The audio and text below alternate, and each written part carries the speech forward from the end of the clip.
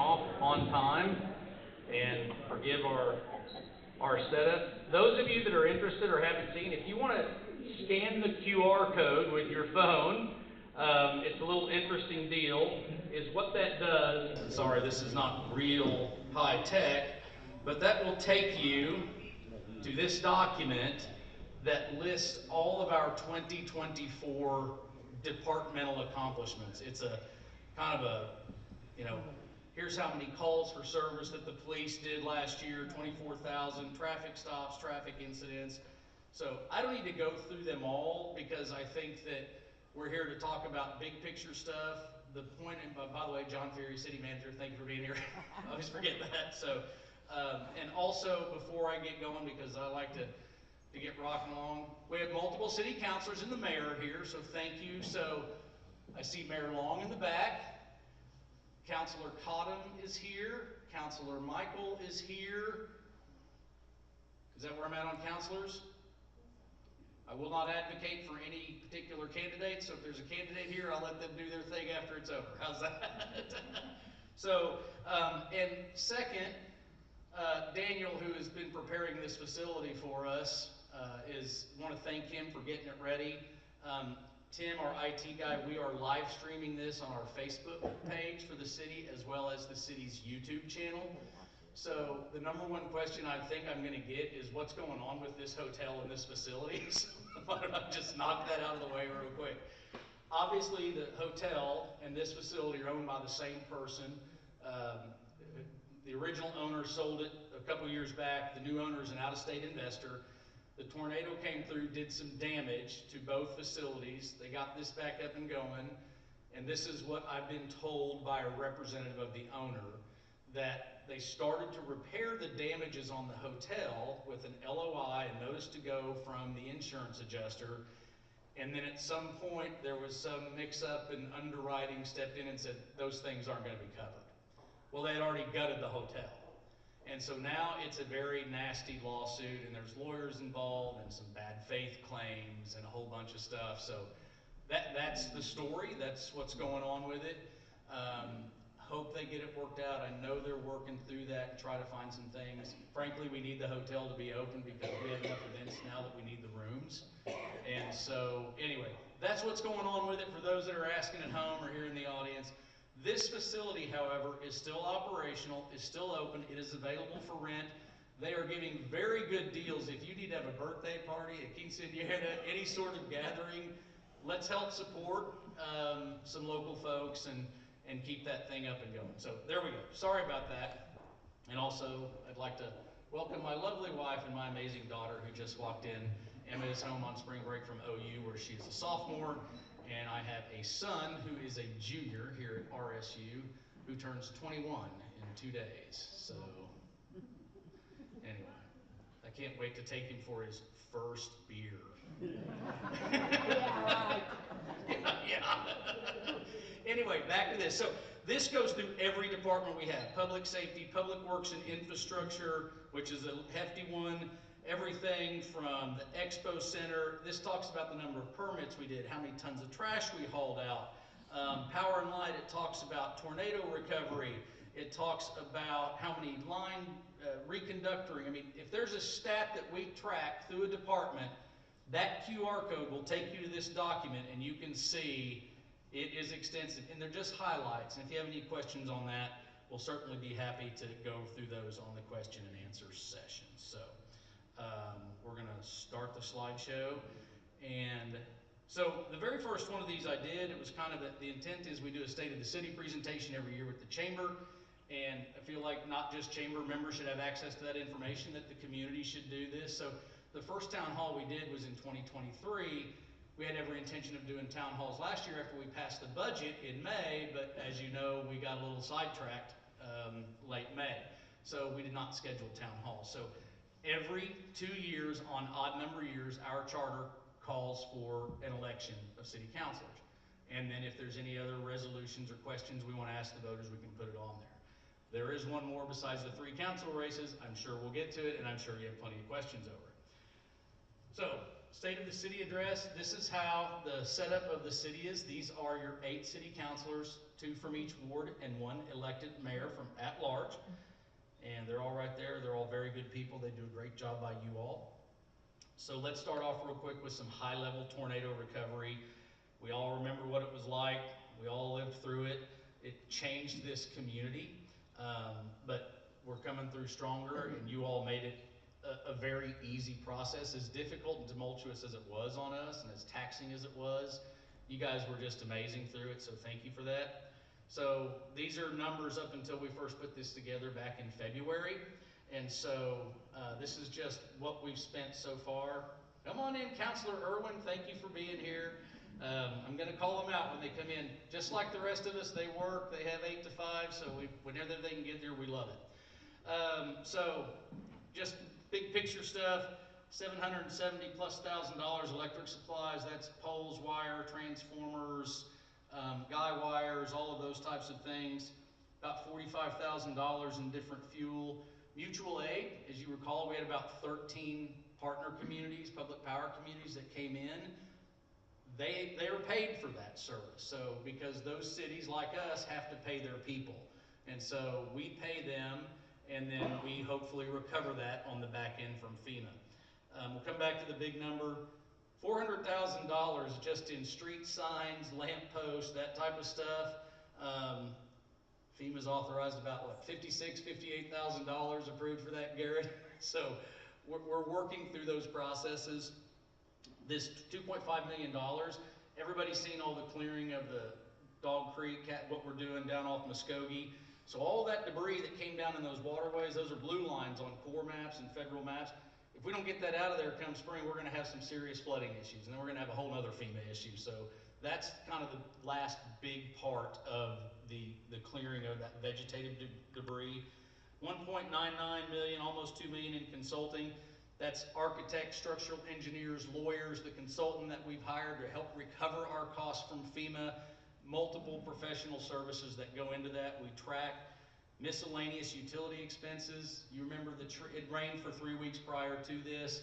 So instead of trees, and it wasn't on the ground, it was at treetop level, it was picking trees up, throwing them, knocking them over. Well, every time something like that would go over, it would pop out a gas line, a water meter, a water line, a sanitary sewer line. So lots of that stuff had to be repaired. So that's what's called miscellaneous utility expenses.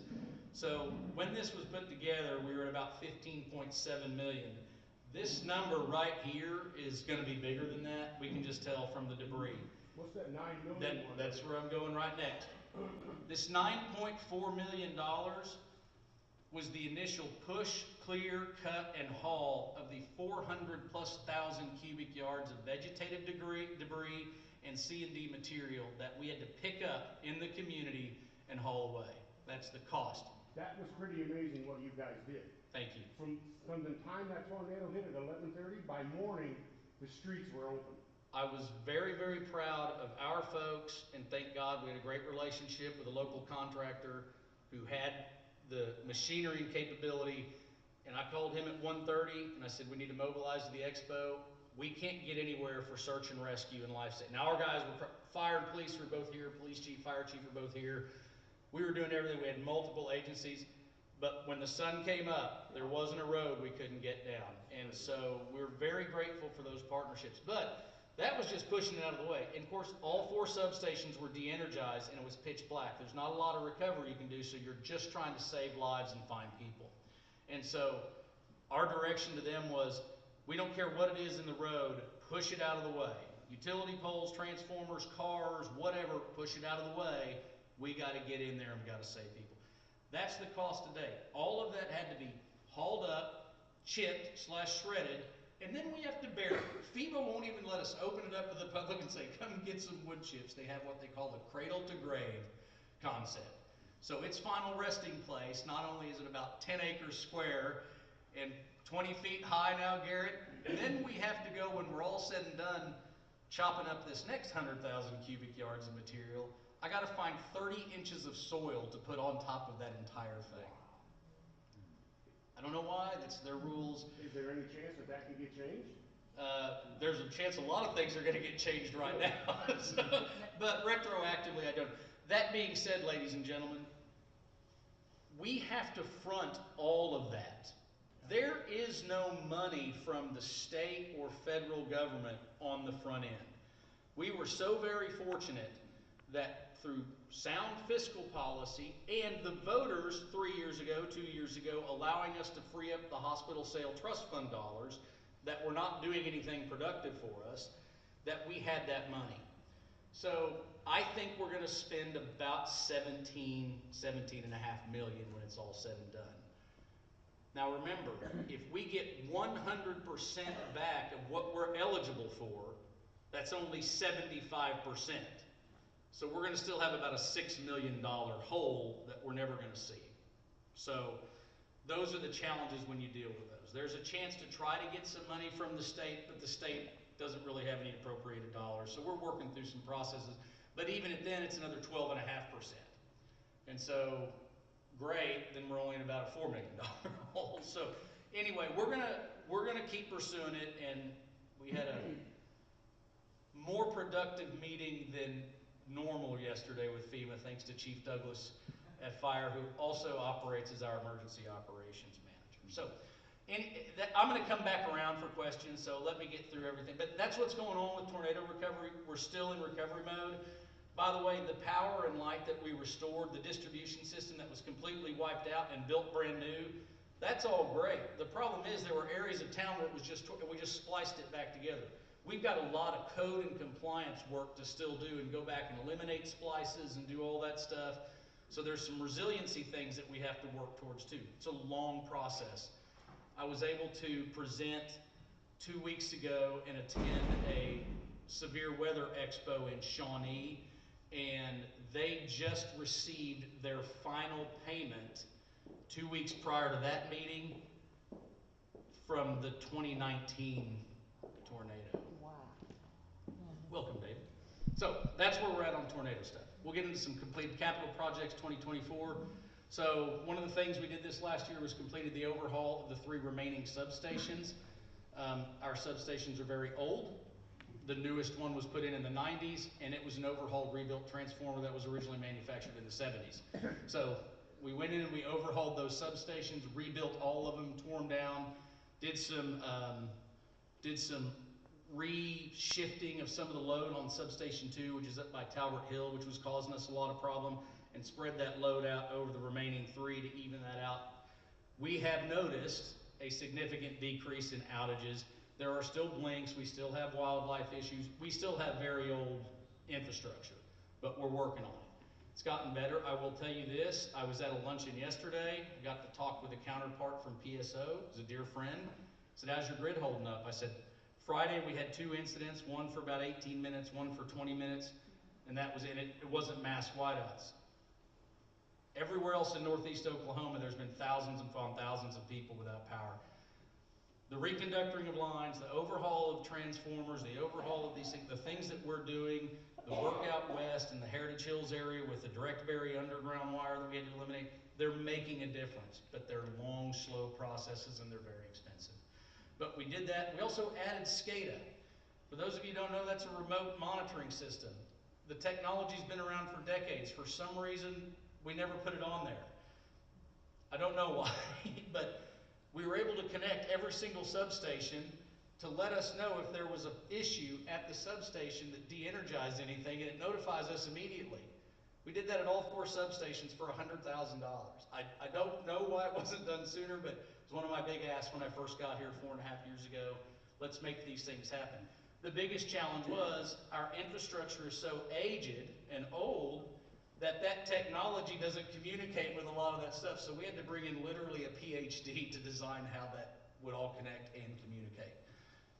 That being said, we just got a lot of older stuff and we're trying to make those things work. But we're noticing a difference in that. Lake Ranger Station building, and I'm going to get into how we're structured and why we spent money on that. Many of you know we have 3 pennies. One is dedicated to infrastructure. One is restricted or dedicated for police, fire, parks, and capital, computers, trucks, tractors, lawnmowers. And the third one is for debt service and operation for the wastewater treatment plant or sewer plant, the expo, and the rec center. So the money in that middle penny, each penny, that money can only be spent on those things. So for many years, the Parks Department has kind of been socking away some money because it can't legally be spent on anything else. It has to be a park project. So we finally were able to replace that old antiquated ranger station. And the other part of that is, you all know we're doing the next phase of our big water treatment plant for quality. We addressed capacity years ago, and now we're doing quality. We're trying to stay out ahead of the feds and DEQ. Well, one of the buildings that we needed to knock down and eliminate to put the new green sand filtration system housed all of the park department equipment. So we had to have a place to put all that stuff. So kind of killed two birds with one stone. Progress and development's underway. When I got here and got hired on, there's been some transitions in the council since then with who's there, but as most of you know, or some of you know, I was in economic development. I sat in as the interim while they transitioned from my predecessor, and then was hired permanently. And the stipulation for me coming in, because of my background in another community, was infrastructure. And I said, doing the economic development side, we have got to start focusing on infrastructure. We need that commitment from the council. And they said, yes, we agree. That's what we've been doing. So for the last 4.5 years, we have spent more on infrastructure updates than we have in a long, long time. And we need to continue to do it. Problem is, we got a long, long way to go, and we'll get into that. One of those things is Garrett and I sat down, our city engineer's in the back, he's brilliant, we love him, and I said, every year I want a street improvement plan. We brought in a firm, Garrett worked with them, and we identified our highest priorities. What can we do with the money we get? How can we factor those in? Every year we committed to spending $1 million on streets, just in-house and through projects. Now, we've always averaged about $1.5 million or more every year. So I've got some graphs that show that. So this current street pavement plan is a combination of the fiscal year 23-24. It's $2.3 million, but if any of you have driven down Florence since we made those improvements, how much better is that? I mean, it's just incredible. But money doesn't go very far. So we're doing a lot of stuff on the west side of town and Westwood. Those streets are only about 30 or 40 years old, and they're concrete, but they weren't built right, and they're falling apart, just like a lot of stuff is. If you've been in the original part of town, behind the expo, all that through there, you've seen the road work we've done. Just because we haven't done the street that you drive down every day doesn't mean that we have not been fixing roads. So that's the water treatment plant, $28 million, ladies and gentlemen. We waited 1 year because we weren't sure we wanted to spend the money.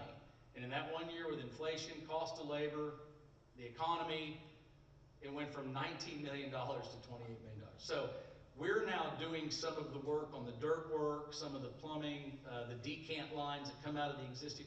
We're trying to save money using our in-house construction crew, but we cannot, I mean, the filtration stuff, all that technical stuff, that's not what we're good at building detention ponds, rehabbing the lake dam.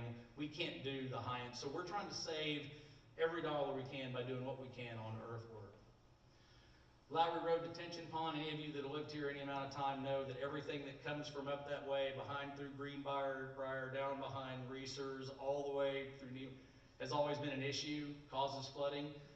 The biggest attributor to failing roads and the degradation of roads is poor stormwater drainage.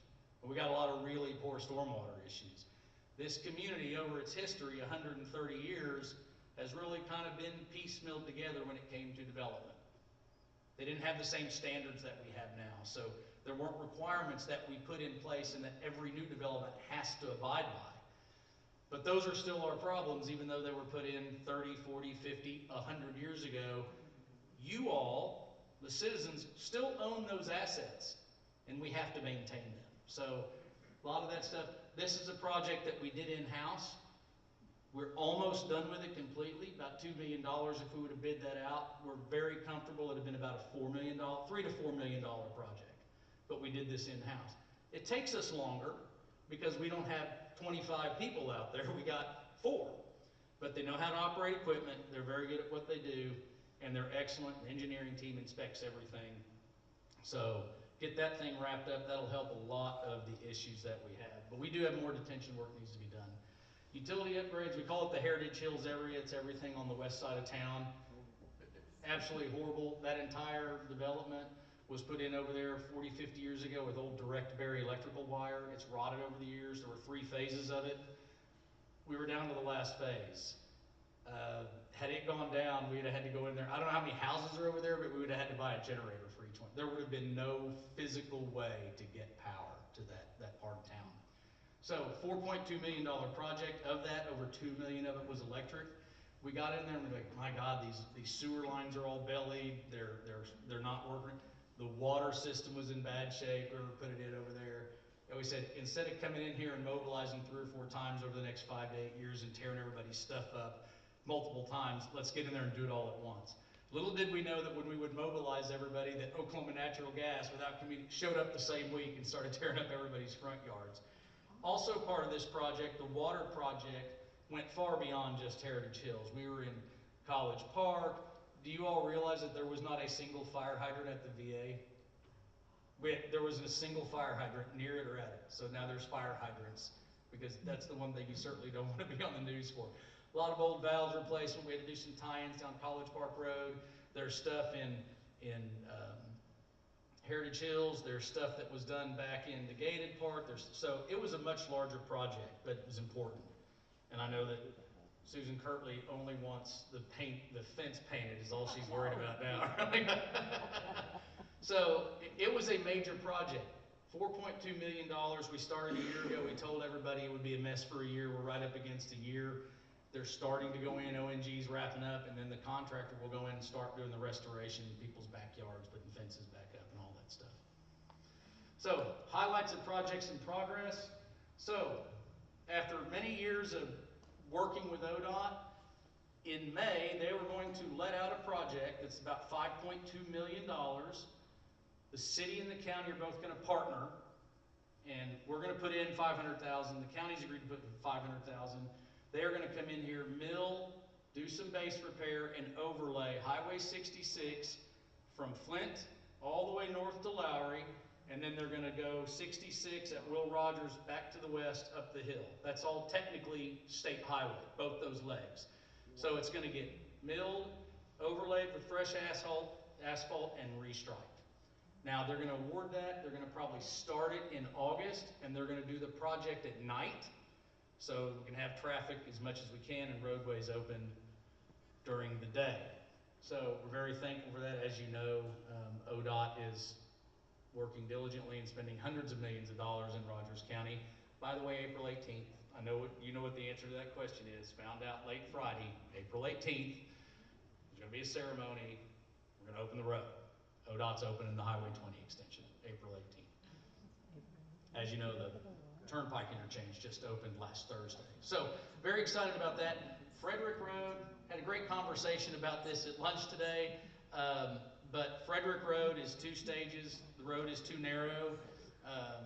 It was too narrow before. We need to relocate utilities. The stormwater didn't work. The grade change between the shopping center and the road was bad. It's $4 million just for us to go in and relocate all the utilities. And then it's another $4 million to go in there and actually build the road back up and put it back together. The reason that's so important now is all that stuff from the new Turnpike interchange, Highway 20, and all that dumps off right there at Frederick Road, and that's where it's going to lead back into the north if you don't take Highway 66. So we've got to get that done. We really were hoping that we could slide that into the ODOT project, but they caught us and no, so we're going to do that this year, but we didn't know where we would be on tornado recovery, so we held off on doing that in case we needed that capital for recovery efforts on the tornado. So that did get delayed. That's why we're behind ODOT and the Turnpike Authority now. But we'll get working on that. So our power, sewer, and water, and then ONG, that's going to, of that $4 million, the relocation of their service is probably what, 2.5 of it? Something, I mean, it's very expensive, and they'll pay for part of it, but we pay for the majority of it. Citywide distribution system on the water, that is we've been talking about that for years. Garrett and Terry Legates from the water department spent about 2 years walking out the entire city's water system. Uncovered hundreds of valves, found valves buried under overlays in the roads that had been turned off, creating dead ends. And when water can't move through the system like it should, it stalls out in places, it gets stagnant, it affects your water tank operations. They have identified and corrected a lot of those things where they can, but an overall major capital project, There are hundreds of valves that need to be replaced, hundreds of fire hydrants. There are dead ends in the water system. There are old APC, there's old cast iron, ductile iron. We've got 100-year-old infrastructure in the ground. So that's at least a $6 million big project. We could internally start taking that on, but it will take us years to do that, because the same people that are doing that are also responding to water main breaks, setting new water meters and taps for new development. It's not feasible for, it would take us forever. Same reason we did the Heritage Hills project, outside contractor. Our power and light guys would have never been able to get it done in a timely fashion. Pavement maintenance, I just bragged about how we want to spend $1.5 million. You want to know where that $500,000 is coming from that we're going to contribute? It's going to come out of that this next year. So we're going to use $500,000 instead of $1 million or $1 million plus, and we're going to focus on the cross streets between 66, J.M. Davis to the tracks. So 6th, 1st, all that stuff along there that's just absolutely horrific. Start addressing those and try to get those done in this next year. CDBG sanitary sewer project. We're going to talk about a 1 penny here after a while and why it's needed. Great example of that. The community development block grant, every year there's dollars allocated to communities based on census tract and income and all that stuff. And they can either be used for sidewalks or sewers. And we've done it all. Folks, our sanitary sewer system, you don't see it. It scares me and concerns me more than anything about any single roadway issue we have or any electric issue we have. Our sewer collection system, everything running through the ground, through these neighborhoods, the original part of town, are very, very old. They're rooted up. They're collapsed clay lines. They're ACP lines. It's in terrible shape. But that being said, we just went out to bid. We opened them. It's actually, we had the CDBG grant's about $458,000. There's some matching funds. We're fortunate that of the 3 bids with labor, 2 of them came in $600,000, $700,000, $800,000. One of them came in at $560,000. So we got to find another, on top of our matching funds, find another $60,000. So we'll be working towards that, and we'll be doing that this summer. Wastewater collection and treatment system master plan, that's a capital project. I just touched on it. It costs a lot of money, but we have to know where we're at, where our deficiencies are, and what we need to do. That will create a report for us to view, and it will itemize and list a list of projects that we have to do. And I can't tell you how many millions of dollars that will be. It will be significant. And it's not to say we can do them all at once, but we got to know where to start, and we got to get it updated. So looking ahead, projects in the pipeline, just so you all know, over the last 5 years, we talked about infrastructure investment. We spent $67 million in capital improvements. By the way, we only collect about $5 million a year on restricted pennies, so not even 25 million yet, but we spent 67 because we were able to go out and leverage back in 2019 and 2020 very low interest loans. We were able to borrow $10 million and $10 million in 19 and 20 at 1.29 and 1.45% interest. And so those are on 30-year notes pledged against future revenues. That way we were able to knock out a bunch of the capital projects that we did get done, and we'll look at those here in a second.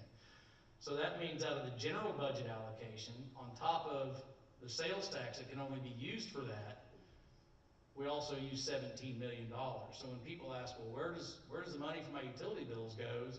It all goes right back into capital projects. It all goes right back into your infrastructure and the operations of the city. That big number on the end is the scary one.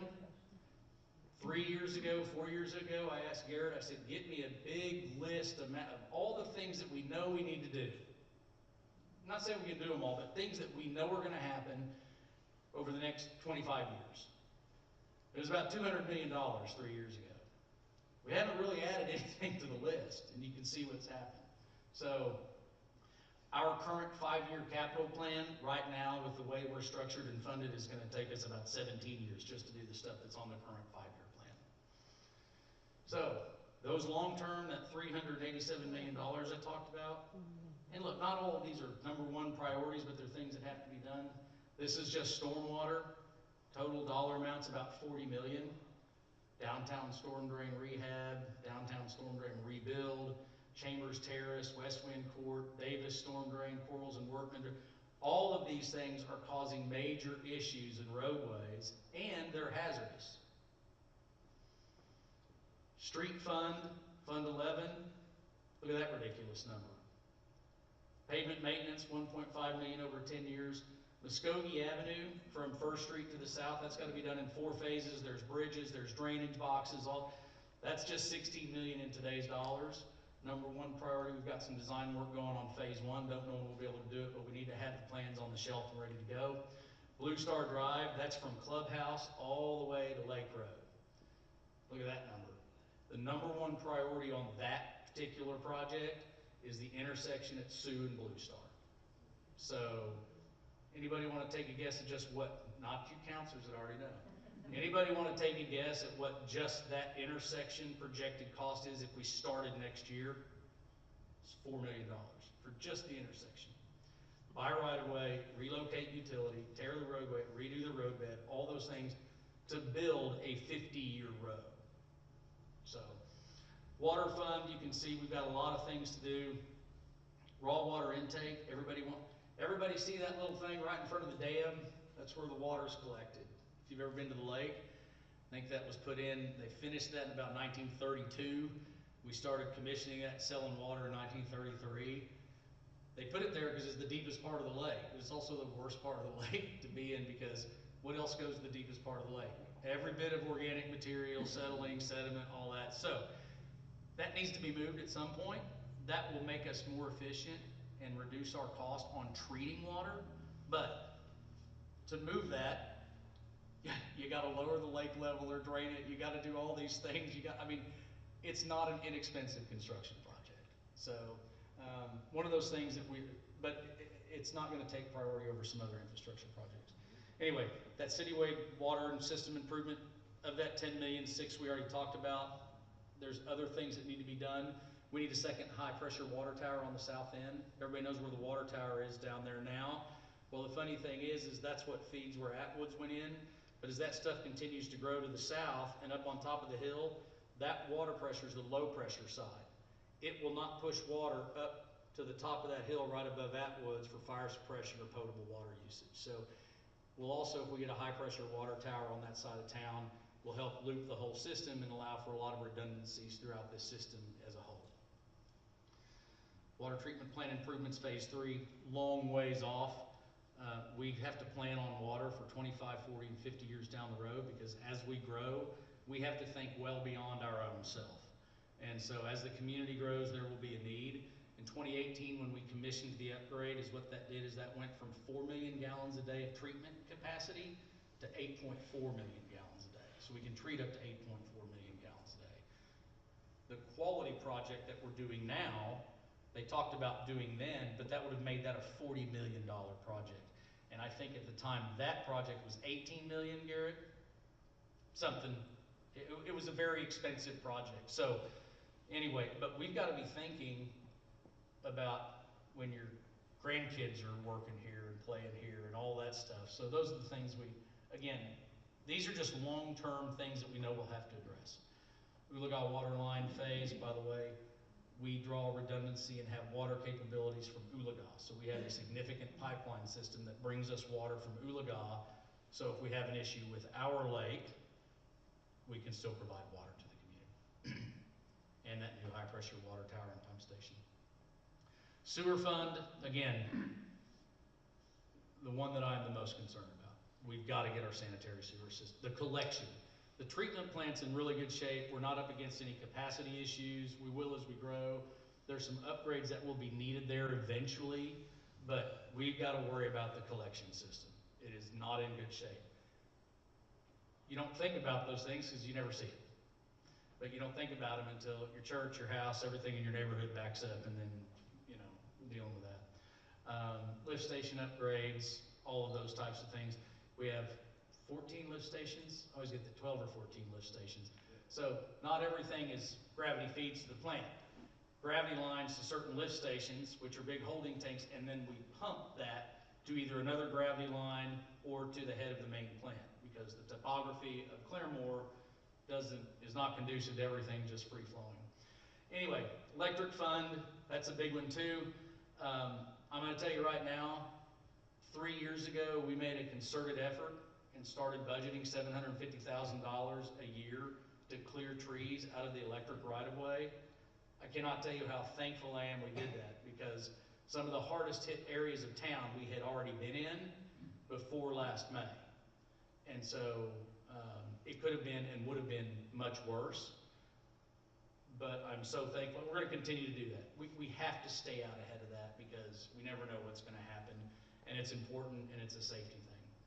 But distribution system improvements, the only other thing that we didn't have, and we have master plans for everything: wastewater, water, transportation, stormwater. When I got here, I said, "Where's our electric system master plan?" We never did one. I said, "Let me get this straight. The utility that we have provided the longest, since 1906, before we ever sold a drop of water or collected a penny of sales tax, and we built this entire system and economy around this, we don't have a master plan on it now. So we don't know where the deficiencies are. We don't know a lot of the things as the community has built up over time and spread out." I said, "No, highest priority. Get it done so we can start making the needed improvements in that system. Can't just go out and start throwing stuff up if you don't know if it's going to fix the issue." It's about a $500,000 cost, because it's a significant study. They're about 75% done, Garrett, something around that, maybe a little higher. I might be getting that confused with the, yeah. So we anticipate that they're going to show up and go, "Here's where you're at, here's your, and here's all the projects you need to do to make sure that you're set up and ready to go and you're resilient." We put 30 million on there. Garrett had a meeting with him last week. He said that's not enough already. That's just electric system. To put it into perspective, all of our substations are 28 megawatts. Typically moving forward, if we built the same thing, exactly that, we're about $10 million each, but you probably need about a 40 megawatt or to add capacity, so you're easily looking at $15 million to replace a substation. And then you've got to factor in all the switch gear and make sure that you can put everything that's on that substation on the other three while you're building that one and all that good stuff. So it's interesting, but that's that big number, folks. I mentioned master plans. Let me preface, there's not a lot of pretty pictures with wastewater master plans, electric master plans, street, there's just not. But we, about 3 years ago, decided to update the Parks and Trails plan. Kyle in Community Development facilitated, oh, Councilor Michael, I don't think I mentioned him earlier. He got mad at me, he's leaving over. Oh, Councilor Callender made it in too, okay. Thank you. So there was a series of 6 or 8 community meetings that came in, and the citizens came to restaurants, different places around town, community center, and like, said, "Here's what we would like to see." Great, we want to see those things too. So this is just a rendering. It's not a, this is what we're going to do, because trust me, I've already heard it. Somebody said, "Oh, they're going to build a bunch of ball fields." These are just pretty pictures they provided to us. No decisions have been made. That's the caveat, that's the disclaimer.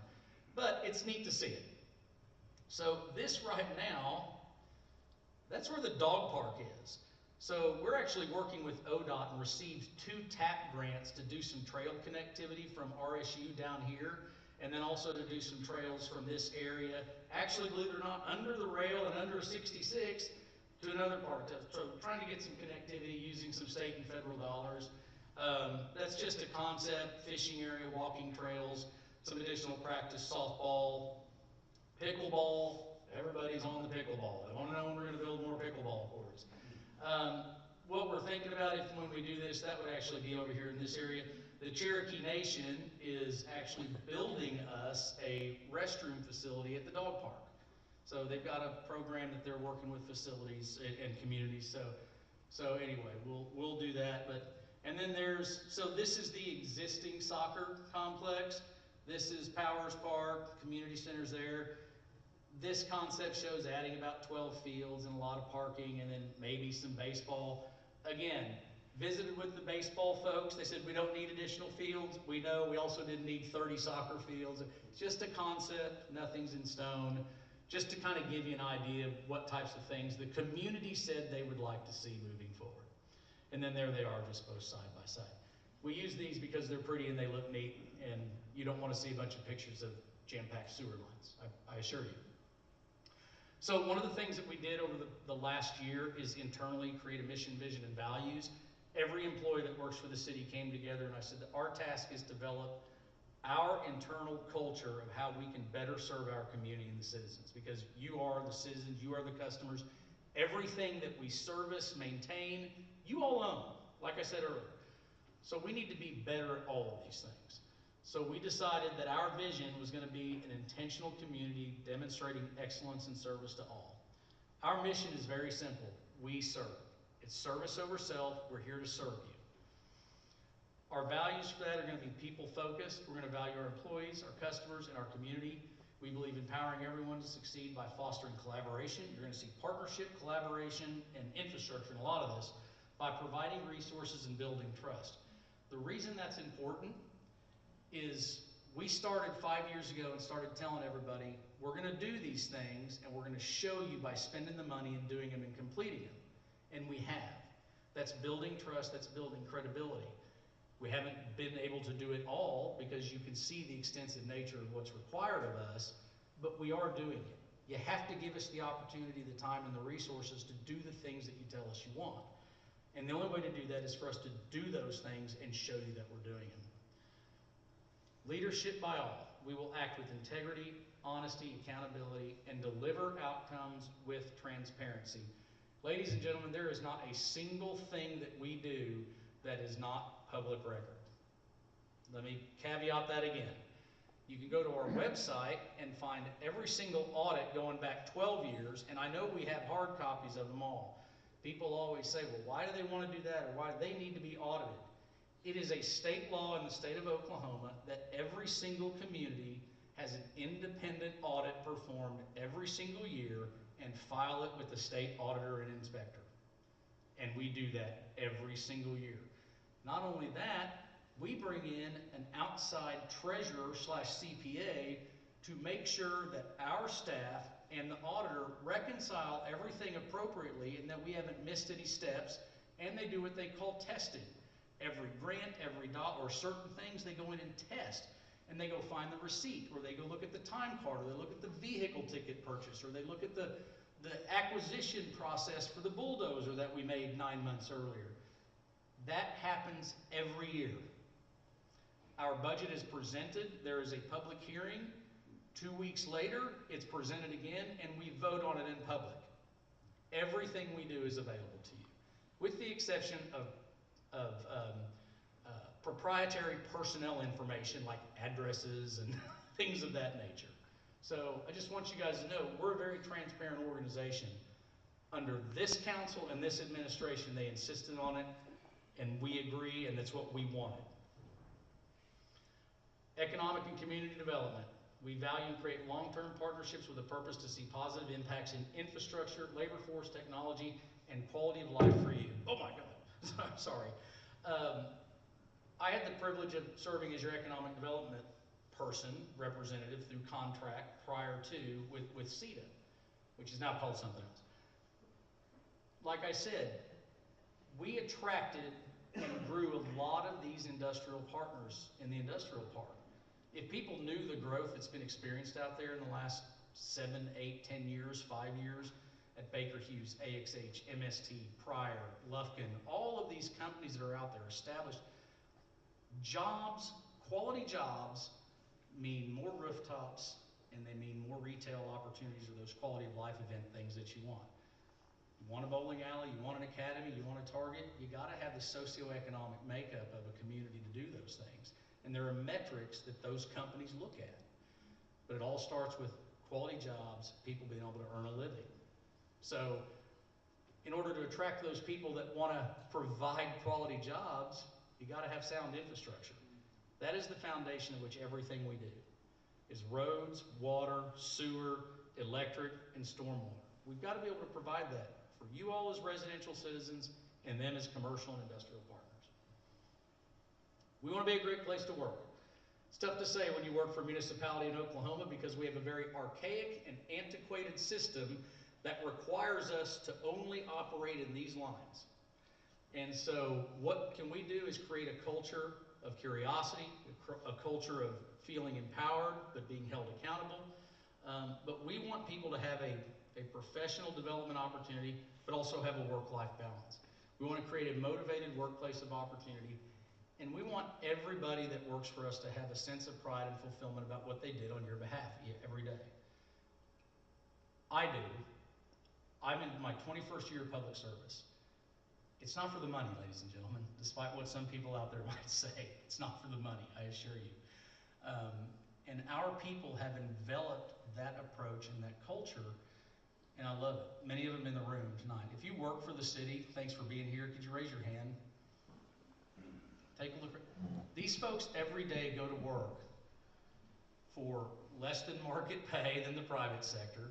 They get good health benefits, and they got a secure pension on the retirement side. But they do hard work, and they do the work for you, and I'm very thankful for them. And they stepped up for you, and they stepped up for this community last May, and they operate at that level every single day, whether there's a tornado or not. So, that being said, let's get to what everybody wants to do, and then I'm going to make sure there's plenty of time for questions. Investing in Claremore's future, that's what we're talking about. That's what the other question on the April 1st ballot is. So, 2 more meetings after, oh gosh, 1 more next week. Community Center, if you're at home watching, couldn't make it, want to come next week at the Community Center is the last meeting because the vote is April 1st. So history of our pennies in Claremore, Oklahoma. The very first sales tax penny, the citizens elected or voted in 1969. The second one is in 1972. The third one is in 1995. We have not changed our revenue structure or stream in now 30 years. Coincidentally, that's the same year I graduated high school. So some of you, that makes you feel very young. Some of you, that makes you feel more mature than me. But I want to mention something. The reason it's important to talk about sales tax is we often get, why do we sell electricity? Because that's what we built the economy on in this community. In 1906, the community bought what was the ice house on Owaila, where Joe Kays still has a fax machine in that office, by the way, our parks director. And they turned that ice house into an electric generation facility. Post-war comes along, the community's growing. By the way, then we start selling water in the early 30s, so that's the second utility we sold. Now keep in mind, the sales tax and the tax commission at the state of Oklahoma was inceived and went into about 1933, 1934. Claremore said, we're just gonna sell water and power. And then it got to the point where like, if we're gonna continue to sell power, the community's growing, we ought to spend, at the time I'm sure was thousands upon thousands or hundreds of thousands of dollars on a generation plant, which would now cost about $4 billion because they're building one in Shoto. And they said, we don't want to do that, we can't do that, what do?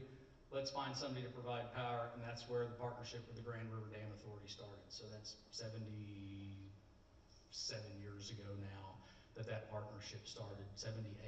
We celebrated 75 years of partnership. We're the oldest continuous partner with Grand River Dam Authority. So that's how it came apart. So that's important to note because you spend all these years building up this level of service and you build up this economy and you hinge everything on something and then you start adding something to it to supplement it, but it never overtakes it. So, by the way, our 3 pennies generate about $15 million a year. 5 million for that one, 5 million for that one, 5 million for that one. This one is in perpetuity and it can only be used on infrastructure. Water, sewer, electric, stormwater, transportation. Second one, when it went into play, was for parks only. And that was renewed every 6 years. And then at some point, the citizens were like, whoa, that's a lot of money in parks. We've got some other needs. How about, the community's growing, we need to fund some police and fire.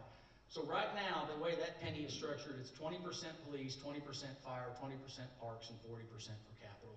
So 20% of 1 penny, 5 million. So it's about $1 million for police, $1 million for fire, $1 million for park, and the rest buys our cars, computers, paper, pens, material, all that other stuff. Just to put it into perspective, the police and fire budgets alone are about $15 million. So it's a small piece of what makes up. And then the third penny in 1995, the city said, we need a sanitary sewer treatment plant. And oh, by the way, the rec center and the expo were a part of that. So they rolled that all up into a bond, and they said, we're gonna pay that off with the third penny. That penny will expire in fiscal year 2034, 2035. That penny can only be used for the operations and or debt service of those three facilities. So keep in mind that's another $5 million to operate a sanitary sewer treatment plant and then those other two facilities. So we haven't changed our funding, we haven't diversified our revenue source in 30 years. Where does the sales tax go? Everybody says, oh, Claremore's 9, no, we're 3. If you buy something in Claremore, the state gets 4.5, the county gets 1.5, we get 3. All of ours are restricted. We're the only city in the state of Oklahoma that all 3 pennies are restricted for use.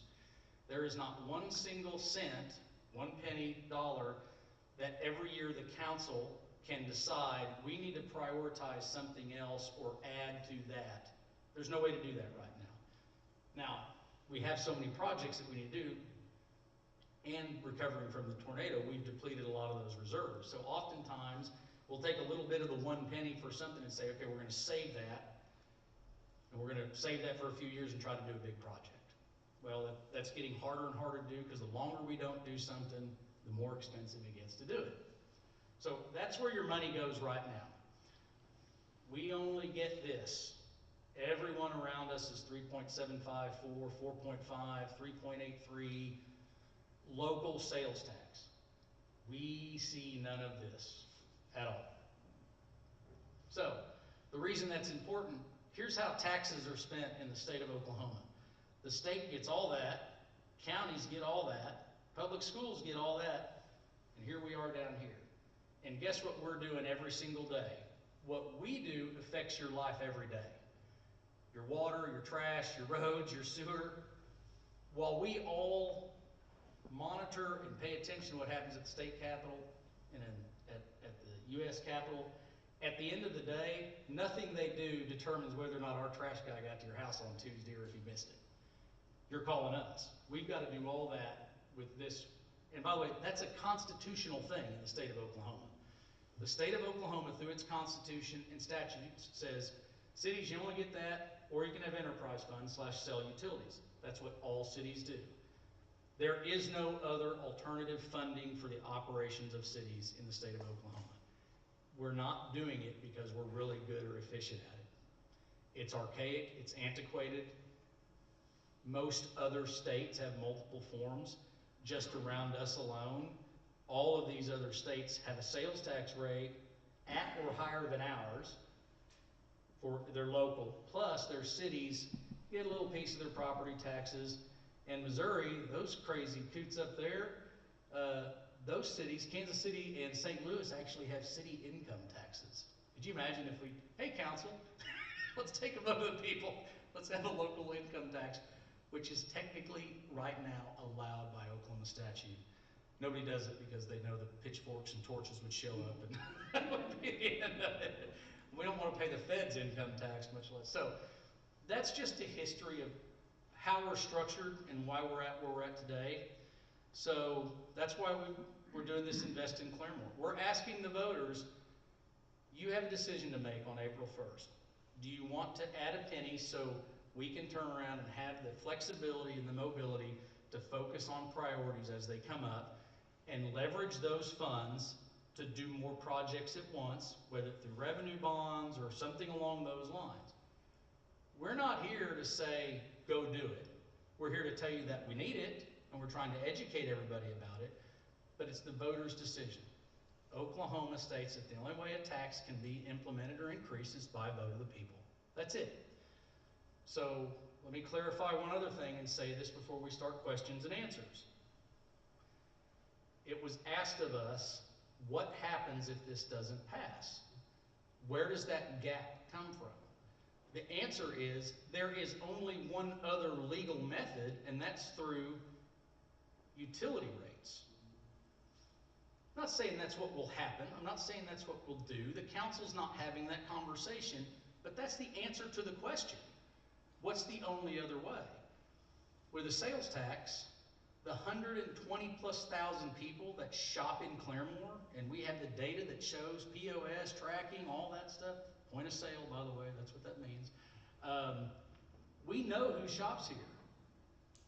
We know where they come from. If you're north and east, there ain't a lot going on until you get to here. And so we have a large draw, what we call our retail trade area.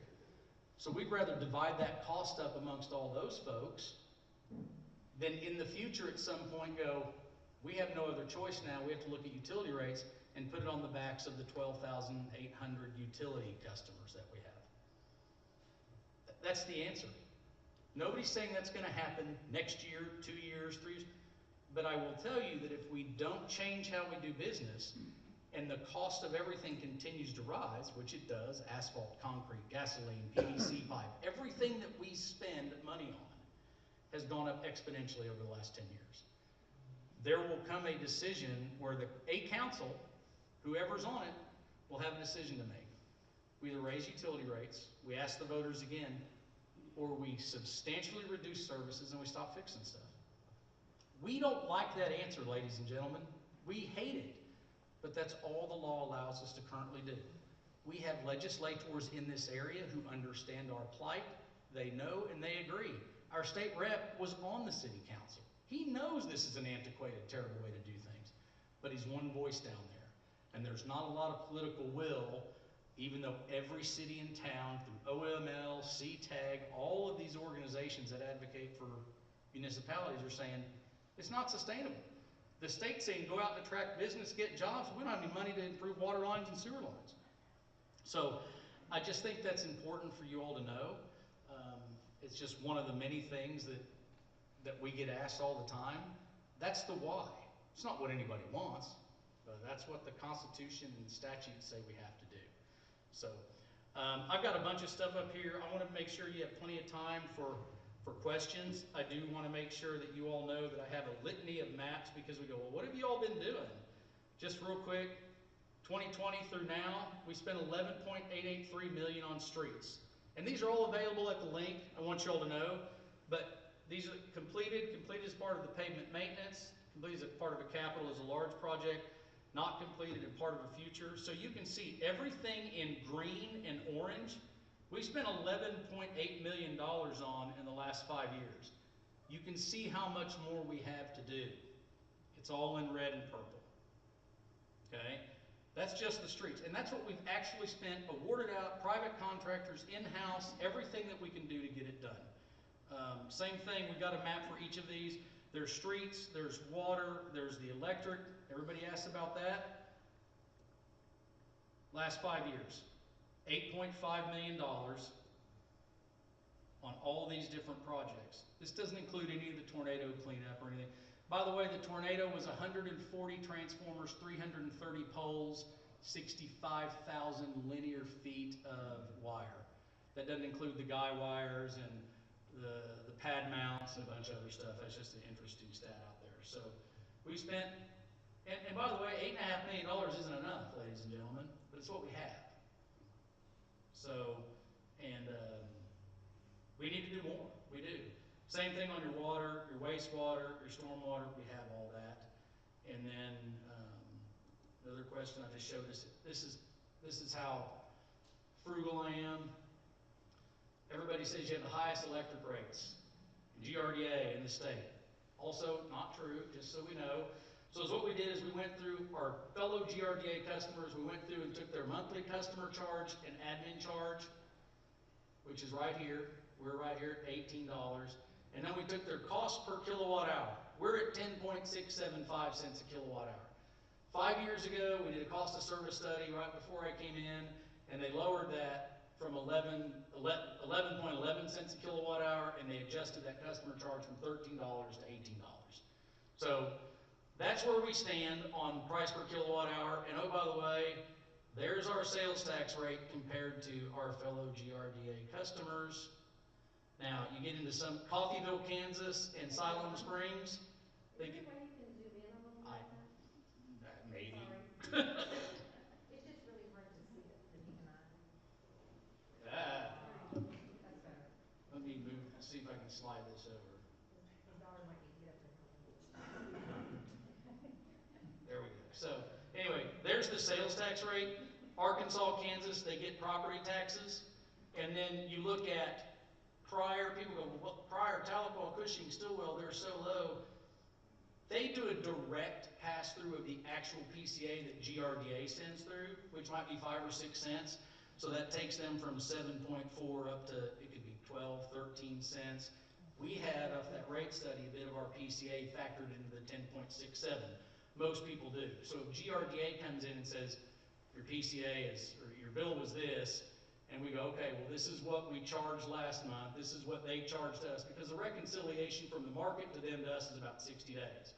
We go, okay, their PCA might be 4.5, 5 cents, 6 cents, 7 cents. We say, we've already got some recovery in, so we take the difference, go, okay, then we have to bill that additional. And so that's why that's what all of these do for their rate structure study, and then some of them don't. Also, my dear friends over at Pryor Creek, you see how small, they sell natural gas, and communities that sell natural gas have a huge markup. That's where they make their money. That's why OG&E's rate is so much lower than PSO's rate. OG&E sells gas, so their shareholders get their money from that. PSO, vice versa. We all often get compared. So here's what I did real quick so you can see. This is the GRDA cities again. This is utilizing their customer charge, their price per kilowatt hour, plus their published and lawfully established water rates, wastewater rates, refuse rates, stormwater, and their sales tax rate. Now, some of these without refuse, you have to go private sector. You go American Waste, or they don't offer sanitation. But we said if you use 1,500 kilowatt hours, use 10,000 gallons of water, 10,000 gallons of sewer, your refuse charge, your stormwater fee, and then you got your sales tax rate. This is where you line out. Total utility, you have to look at it all. That's the simple way. You have to look at everything. So you can see the big differences for us. Here we're the 6th when it comes to, well, this is in order of price per, but total on this side. Sorry, let me move that over a little bit. There's the total bill amount. So it's in order of that, highest to lowest. So let me try that. I'm gonna have to shrink it a little, Mayor. I think it's the columns are too wide, but you can. Well, it's because you got to get everything in there. But anyway, the point being, you have to look at total utility. We don't have the highest utility rates. We don't have the highest electric rate. Bottom line, I mean, that is the absolute truth. The electric rate does not change month to month. The electric rate does not change winter to summer. The electric rate is not different if you're in the city limits or outside the city limits. We don't change it. The only thing that changes month to month is an individual customer's usage and that fuel cost adjustment, which every power provider has. It doesn't matter if you're an IOU, an investor-owned utility like PSO. It doesn't matter if you're a co-op. It doesn't matter if you're a municipal electric provider. Everybody has a fuel cost adjustment because that's determined on the open market by the cost to generate power through hydro, wind, natural gas, solar, and coal. And that changes every 15 minutes on the market. So it's a guessing game. So that being said, there's some other public power communities out there. It's crazy what some of the rates are, but they're a lot smaller communities. They have infrastructure needs. So these are public power communities that aren't GRDA, and you can see the same things applied. You know, you're looking at, they got their sales tax rates in there. Look at Watauga, 6% on their sales tax rate, wow. So I know that's small, but basically total bill again, ours didn't change, 307. Look at some of these smaller communities, 436, 390, 385. That's what they have to do because that's what the state mandates. That's how we have to pay for everything that we do. And then I'll show you this. People go, oh, we told you. So if you live in Owasso, Broken Arrow, whatever, if you can see we absolutely are different. We're $14 different from VVEC there. We're different from PSO. PSO and OG&E actually have different rates in different communities too. So yeah, we're higher there, but look what's going on when you look at the rest of their utilities. By the way, our partner communities like this, who we adore, they do the exact same thing we do. They just buy water from somebody else and mark it up and sell it. That's what they're doing. So if you look at us over here, there's our 307 again, but 10,000 gallons of water in Claremore, you're $66. You're $40 on your sewer. Look at some of our friends and what those prices are. Look at your refuse charge, look at your stormwater fees, look at your sales tax rate, look at your total utility. We're all doing the exact same thing, ladies and gentlemen. Again, Catoosa, Bixby, Jinx, they privatize and outsource their refuse, so it's not part of it. On average, that's anywhere from $22 to $30 a month, depending on, so it's higher on those too. So I say, and by the way, this is just the big giant spreadsheet where I plugged all that in and got all that stuff. So, but guess what our friends at the IOUs or the private utilities and the co-ops aren't doing? They're not paving roads, they're not paying for police, fire, they're not upgrading your electric, well, they're upgrading their electric grid, but they're also not taking care of your stormwater, your sanitary sewer, your water. Every dollar you spend, whether you buy something or whether you you're paying for utilities, every penny stays right here in this community for the operation of this community. That's it. It doesn't go anywhere else. It can't go anywhere else. It's illegal for it to go anywhere else. We spend it right here. And everything that we do costs millions of dollars to maintain and run. So about 60%, a little under 60% of our budget is comprised from the sale of utilities. We get about $15 million a year in sales tax.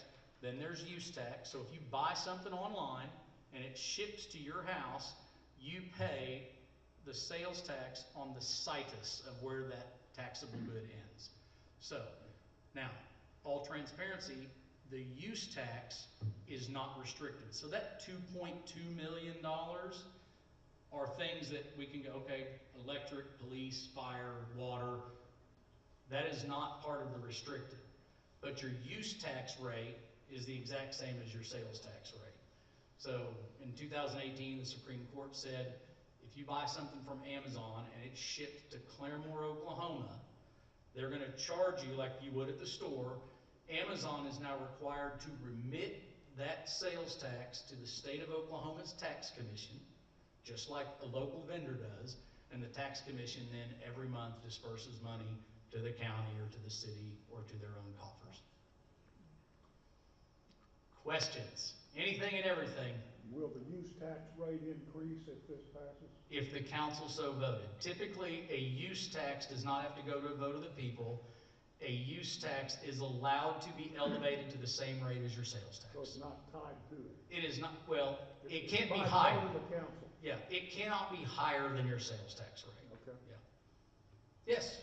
I just got 3 quick questions. You said we're 6 on that list, that one list, I can't remember which list it was, but we're 6. If we didn't pass that tax, where would that put us on that list? That's our current situation. That's with total utilities. I get that. If we didn't pass that tax, we're probably moving up in that list as far as total utilities, correct? No, the sales tax has very little impact on utilities. So why, you said if we did pass the tax, then utilities would have to go up. There's only 2 No, options. let me be clear. I didn't say if we didn't pass the tax, the utilities would have to go up. The only other funding alternative, if they ever needed to increase, would be on This says utility we do. rates. Pardon? This says it will go up if we don't vote But- in. This little flyer I got from the city, It says, Somebody? does it say may go up or will it? no, it says will go up. Well, that's incorrect. Apologize. We're working with somebody. We corrected that on the new one. So, The council is the only people that can raise the utility rates. so we're 6 out of how many on that list? On the utility, that's GRDA out of 16. That's 16, so we're at the top. No, that's not sales tax. We're last on the sales tax rate. I get that, talking about utilities. So can you guarantee that if we pass this, that our utilities won't go up? Absolutely not. I can't determine what a future council will do. So we can pass the sales tax and we still can see our utilities go up? If the sales tax were to pass, it would not be the recommendation of the staff and administration to the council to increase utilities. That's all I have. Yeah. But I can't tell you that in 10 years, 20 years, that somebody, you know, I don't know what the council's gonna look like after April 1st. But it would not be the intention or the recommendation of the administration to the council to increase utility rates if the sales tax were to pass. So excluding sales tax, city court fines, permits, and fees, what is the gross revenue of utilities? It's probably about, Susan, gross revenue, utility income. Well, exclude sales tax.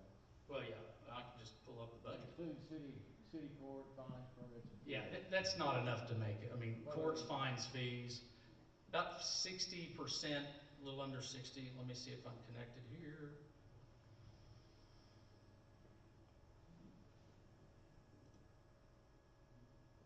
Utilities is the majority of the budget, the general fund budget. But the revenues, John.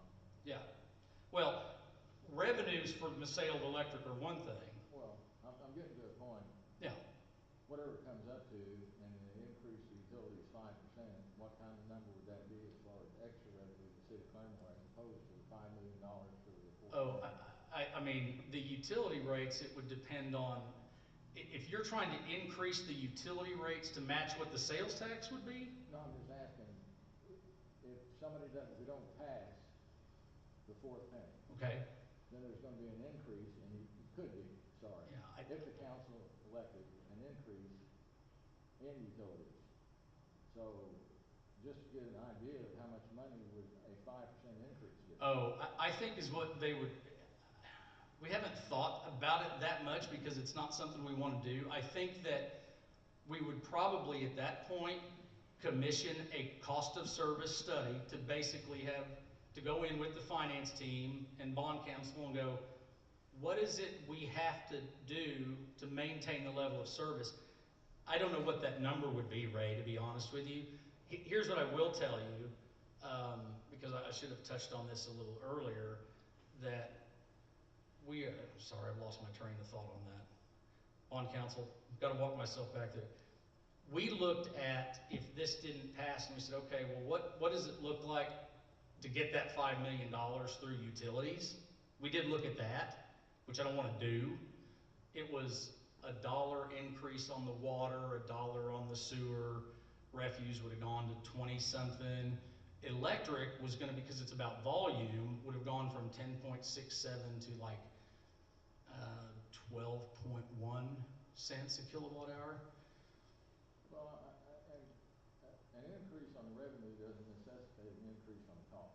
I absolutely agree with that. I'm just trying to get an idea of, yeah, here's this thing on this side, what would it be on the other? So, but I will say, if you increase the revenue, and as usage of kilowatt hours and water goes up, the cost does rise too. So the increase doesn't go definitely straight to the bottom line, because we're still seeing market increases too. So, but those are the types of things that we'd have to look at and see. I mean, there's no set percentage of here's what we want to do.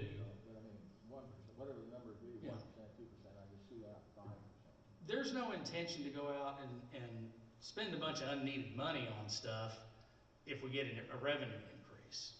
I said, we'd like to keep our fixed costs where they're at. Now, the things we don't control, cost of fuel, cost of material, those things, so our costs fluctuate with the economy.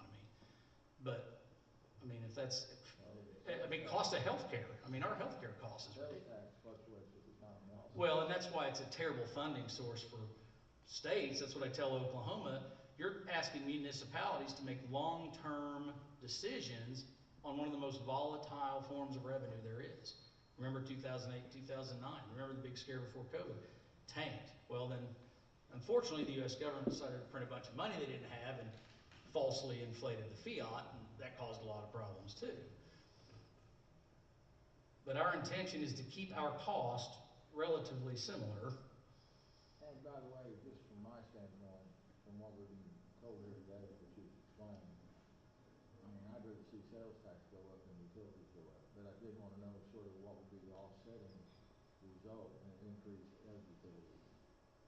If you did that, enough said. Well, yeah, the biggest thing is just a reduction in our ability to provide the services that you all need. I mean, that's the cost, not a dollar amount to it, but that's the cost. Yeah. Yes, ma'am. Oh, yes, ma'am. Go ahead. Okay, so let's say the fourth penny goes through. Mhm. Is that in perpetuity, or do we vote again in a few years? It'd be in perpetuity. Because until the state changes the way we fund, it's the only money that we would ever have. Now, there's two other pennies that have to come up for revote. I understand, but I don't like that. I don't like that at all. It could be decreased by a vote of the people. Oh, yeah, Yeah, well, then we have to go it back. could be decreased by a council. You can't raise a tax without a vote of the people. You can rescind a tax. The council can rescind a tax. Unless it's tied to. And I appreciate your position, ma'am. I mean, I just don't trust that everything's gonna get done with that you guys say it will. I have zero trust in the government. Okay. Well, why don't you run for council then? Well, and that's it. I appreciate that. I would like to remind everybody though, I get calls all the time about why are we sending money overseas? We're not the federal government. We spend our money right here on your stuff. And we can account for every single penny of it every single year. Whether you like it or not, we can. Yes, Counselor. Oh, I'm going out of order. Yes, ma'am. Well, it just, because of the thousands and thousands of visitors we have in Claremore every year, because of Route 66 and the memorial and the gun museum, why not restaurants, hotels, why not have those people help pay for the increase in the, I think it's. Yes, ma'am, I agree. Makes sense. I agree. Yes, Counselor. I know in some of the other town halls, you mentioned like how much it would affect if you spent this much, how much over the year. So I don't know if you could. Yeah, so I've got some older information. So the national average used when they put together economic data is they say people generally spend about 30% of their gross annual income on taxable goods. Food, clothes, shoes, whatever it is. And so if you're at, say you make $25,000 a year, you're gonna spend about $50 more a year. If you make $65,000 a year, I think the number's around 130. If you spend if you make $95,000 a year, an extra penny's gonna cost you about 190 something bucks a year. You probably don't care that much if you're making that much money, to be honest with you. But there's some standards that are out there. So, but right now, if you were to go out and spend $50 on a meal for 5 people, you're gonna pay about $54.50 with our current tax rate. If this passes, you're gonna pay about $55. It's gonna add 50 cents to the cost of the ticket. For every $100 you would spend on taxable goods, this would add $1. The other thing to remember about me telling about the tax commission and the structure, when that system was put in place in the 30s, we were a goods-based economy. 75% of the economy was based on a taxable good. So if you went to, not that you were there in the 1930s, Mr. Pixley, but if you went to your store, that we are now operating nationally and everywhere, it's the reciprocal of that. We are an economy based on 75% almost of services and only 25% of goods. Services aren't taxed. So you've also got to consider in those things that happen. It's very fascinating and interesting. It's not sexy at all, but again, that's why the system in Oklahoma really isn't conducive to keeping up with aging infrastructure. Had a great conversation with the Lieutenant Governor a couple of weeks ago. Durant, you gotta say Durant, not Durant. Durant has had this huge influx of people moving from Texas to Oklahoma because their ad valorem taxes are so high. Builders down there would build thousands of new homes. The challenge is that Durant main water line is a 10-inch water main that runs right through the middle of town. They don't have the money to upsize it or move it, and a developer's not gonna spend the money on it, so they are missing out on growth opportunities to add to their tax base. Ideally, we want more taxpayers and less taxes. That's ideally, that's what everybody wants. It's not the system that we get to operate in right now. Anybody else? Yes, sir. How aggressively are we looking for, options outside of the tax, such as grants from the US government, from state? I mean, are we aggressively looking to pay for this stuff through, we're all community in this area, in the county and the state? Yes, we How chase, aggressively are we hitting with that? yeah, we chase tons of grants. Whether it's for trails, whether it's for roads, whether it's for infrastructure, economic development grants. We just were awarded a grant for a study about rail crossing elimination and safety. Yeah, I mean, we chase a lot of grants. CDBG is one that and a lot of those, some of that stuff you only qualify for based on census and socioeconomic data as well. But yeah, we chase grants all the time. With Flint, Michigan and stuff that went on there, I find it hard to believe that we can't get some type of extra money for our sewer, for our water. I mean, nobody wants to be on the news, that no state wants to be on the news for what went on there, so it just doesn't make sense to me. Yeah, I'm not disagreeing with you. They've only got so much, and you've also got to remember that as an Oklahoma taxpayer, I don't know that I want to rebuild Flint, Michigan's water system. You see what I'm saying? So that's what we discussed expressly, CDBG grants, but we chase grants all the time.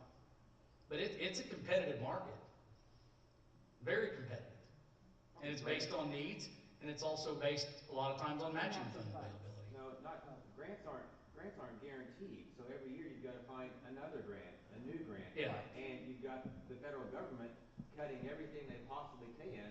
So good luck thinking there's going to be more federal grants right now. So that's just. And a lot of times cities have to have matching funds when you get a grant, especially with roads. Yeah. Now, don't get me wrong. We will always. I mean, we have been tasked with this. I mean, we've had grants.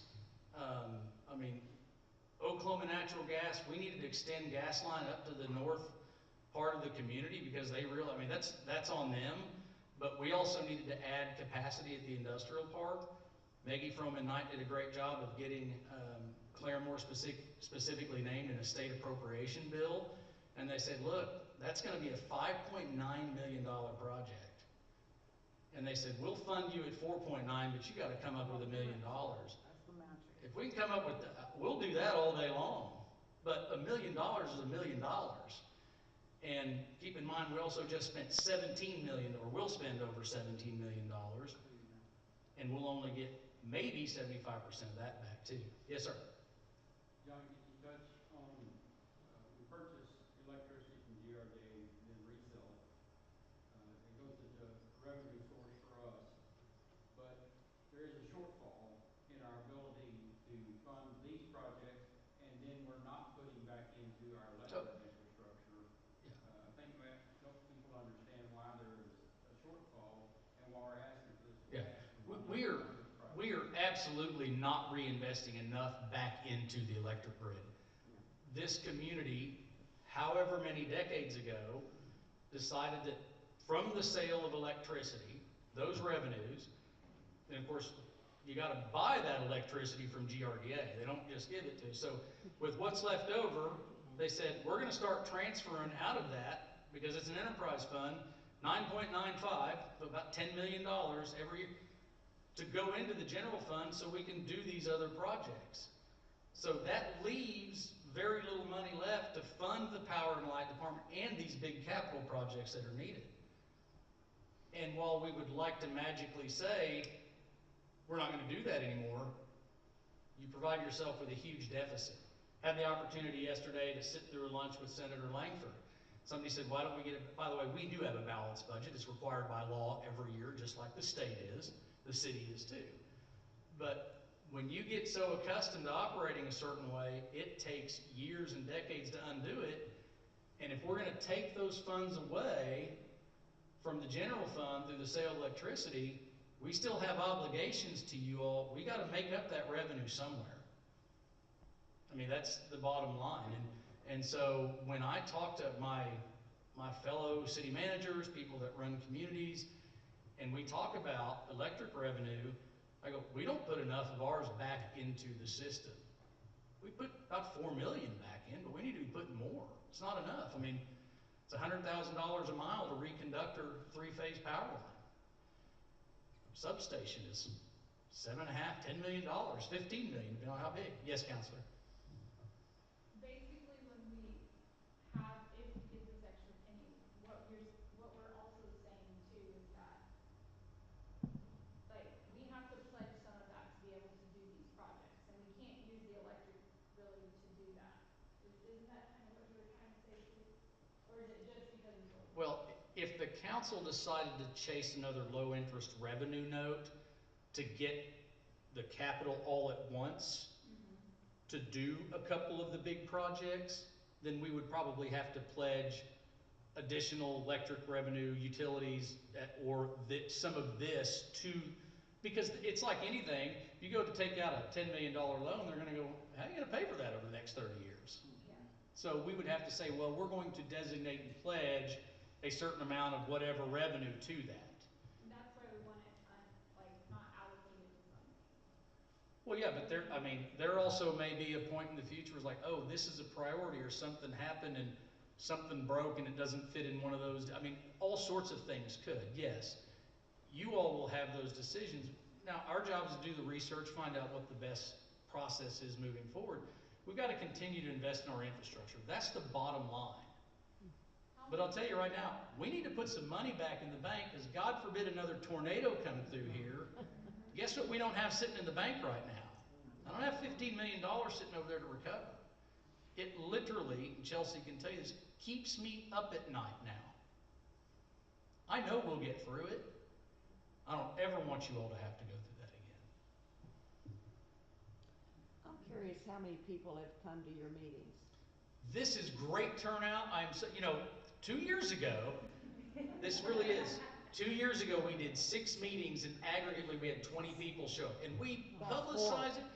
We had 75 at the memorial last Thursday.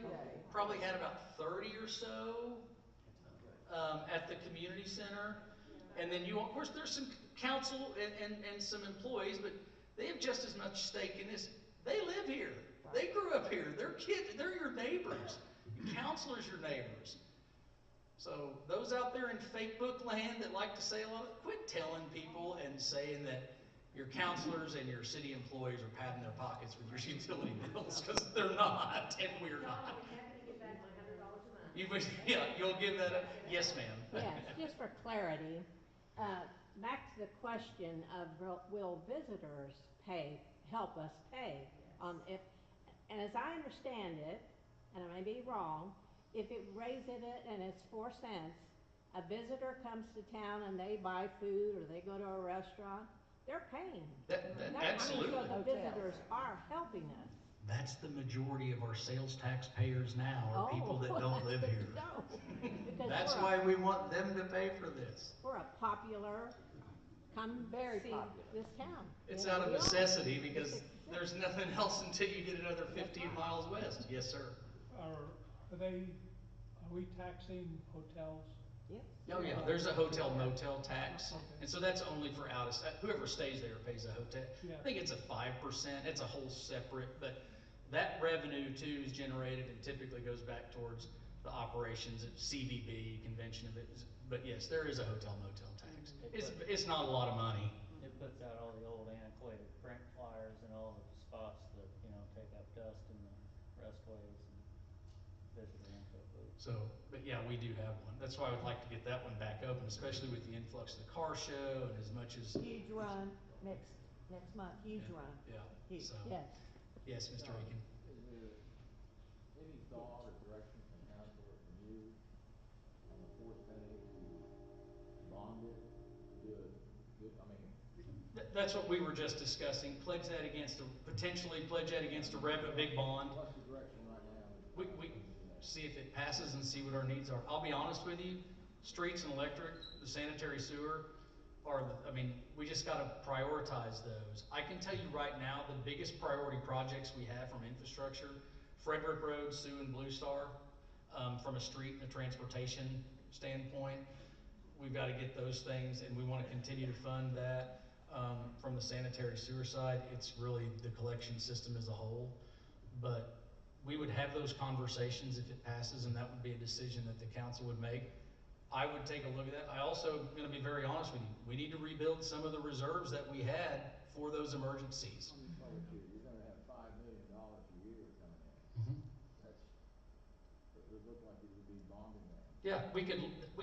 That would be a decision. We haven't had that conversation yet. We've had them very high level. But if we can turn around and go out and borrow $30 million on a 30-year note and pay it back $1 million a year and still have that, you know what I mean?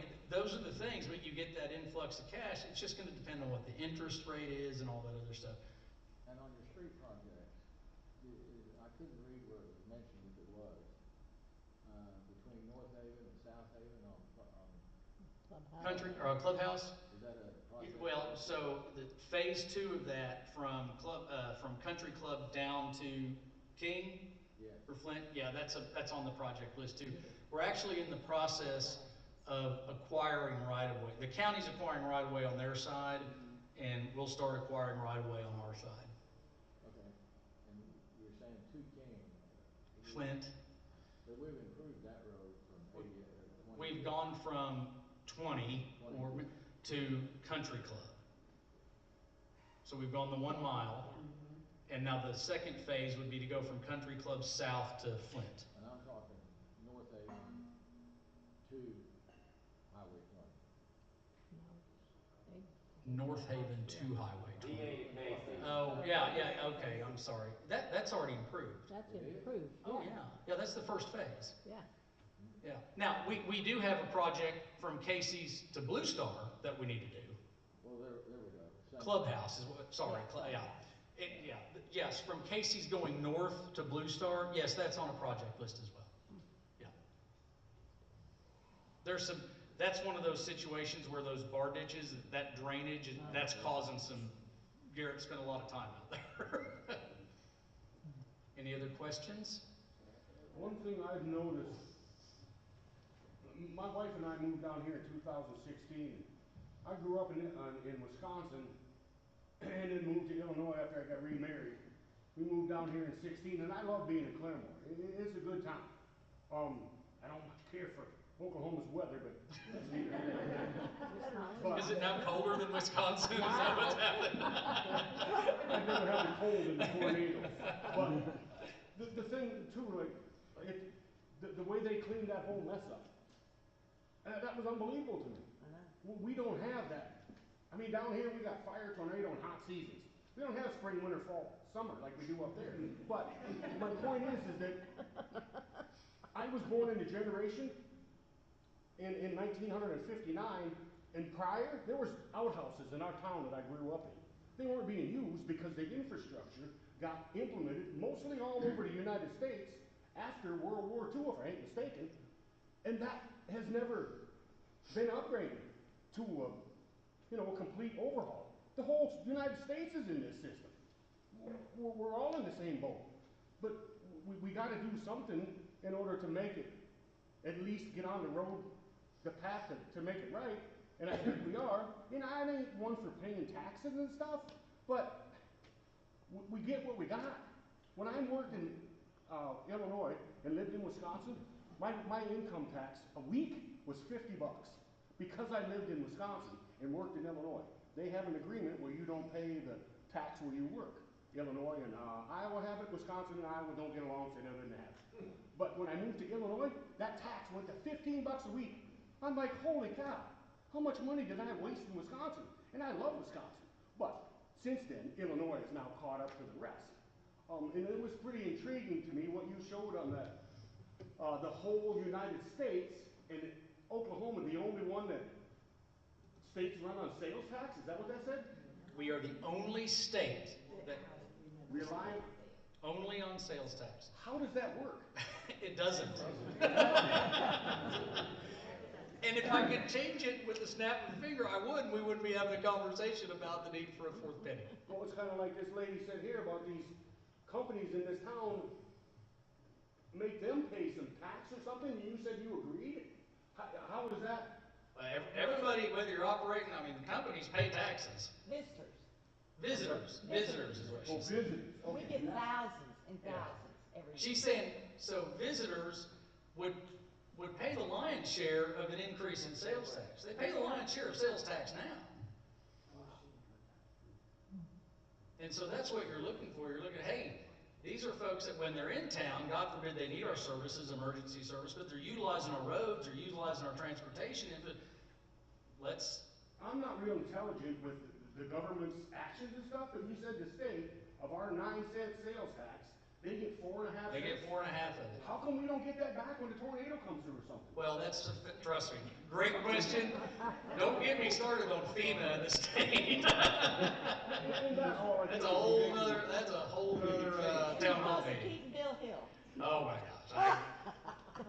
Yeah. I know it is. Yes. Just to build on what this gentleman said, I mean, I'm here three years now. I came from Texas. And your map, we pay property taxes, which help fund states. And let's just say, I'm gonna use a number a little different than yours, $100,000, because math is easier. Gross income, 30%, that's $30,000. 1 penny is $300. I want to compare that to my current property taxes. I pay $2,500 in property taxes here. The exact same house size, exact same price. I just literally swapped homes from where I was in Texas to here. I was paying $6,000 in property taxes. Okay, so that's a $3,500 property tax change. 1 cent, $300 versus $3,500 in property taxes. Yeah, you go to Texas, but dang it, you're gonna pay the property tax. I had a contract. My wife just told me last night Wisconsin is rated number 9th in the nation in tax. Well, I'll tell you, I have a lot of friends, people all the time. Oklahoma's number 8 in net migration. This last year was the first year that more people moved out of Texas to Oklahoma than moved from Oklahoma to Texas. And the number one reason was ad valorem taxes. Everybody, well, they don't have a state income tax. If you look globally, at overall, when you take sales, state income, your ad valorem, it's like less than 1/10% difference in Oklahoma and Texas. The difference is, while it might be lower overall, you're not having to put yourself in a position to make a monthly payment for your property taxes like you are a mortgage. I had a friend who was a Dallas police officer, and after 10 years, he finally kept moving farther and farther away from the Metroplex.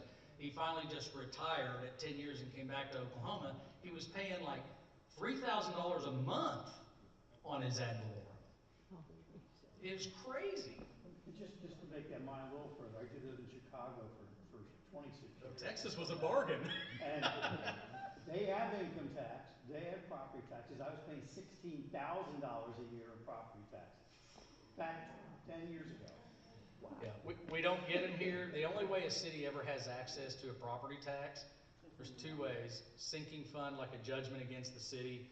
If a city is sued in the state of Oklahoma and it was an unfunded mandate and they lost, they could go and say, we're gonna put, for 5 years, we're gonna put that on the backs of the property owners in the city. And it doesn't even have to be voted on by the people. It's a sinking fund request. The other one is, if we wanted to go out and do a big capital project, we could say, hey, we want to go do a $50 million general obligation bond. We're going to fix all of Blue Star, and we're going to do these, and we're going to do all that.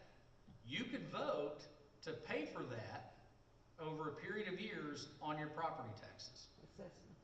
Through an assessment. But you would have to vote on that, and it raises your property taxes. None of that can be used for general operations to fund your operations of government. It can only be on capital projects. And now, there are cities that have built their entire infrastructure out like that. There are, and they're successful. They're huge cities. The city of Oklahoma City years ago said, we're going to go out and pass these MAPS sales tax projects for all the feel-good stuff, the quality of life, the basketball arena. That's what all their sales tax is going to. They go out and say, hey, we just wrapped up that last bond issue. We spent $100 million on streets. We want to do another $100 million. Property owners pay for almost all their infrastructure in Oklahoma City through property taxes. But that's, I mean, I would love to come to you all and say, hey, we can go fix everything if you want to go into debt for the next 30 years on your property tax. We could do it. I'm pretty sure you'd burn City Hall down and you'd run every city councilor right out of town. So, If they're still allowed to run. so We're gonna that's, vote the- yes. yeah, so that's the thing. Any other questions, statements, concerns? The only other thing I had, Oh, sir. hold on, she raised her hand earlier, I apologize, I missed you, I'm sorry. Okay. When you're talking about over by where the dog park is, that big piece of property that used to belong to Luther, is that piece of property owned by the county or by the city? The city owns what's immediately around there, and then there's 10 acres on the south that I think Brian Green owns. Okay, if you're talking about Let me pull it up. walking trails and everything, is that not still considered, Floodplain? floodplain? Yeah, that's why we would only put trails in, because there's nothing else you can do with it. Okay, that Yeah. was my question. Yeah, Okay. so, I mean, hey, it's underwater, well, don't use it. Yeah, it's a great opportunity, use some space Right. that you can't do anything else with. Exactly. Yeah, So do you have any idea where the parking would be? And the only reason I'm asking that question is because I live right across the street from it. Oh, again, we only have concepts, I mean. Oh, that's just a, that's Yeah, just yeah, down the road.